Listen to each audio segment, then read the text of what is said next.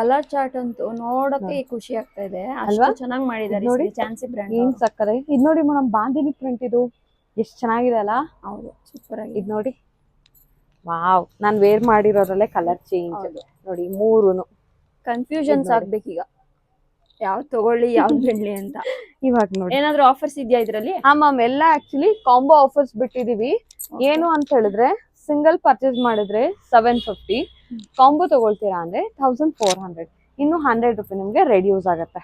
ನೋಡಿ ಎಷ್ಟು ಚೆನ್ನಾಗಿದೆ ಅಲ್ಲ, ಕಲರ್ ವೈಸ್ ಮಾತ್ರ ಎಲ್ಲ ಚೆನ್ನಾಗಿದೆ.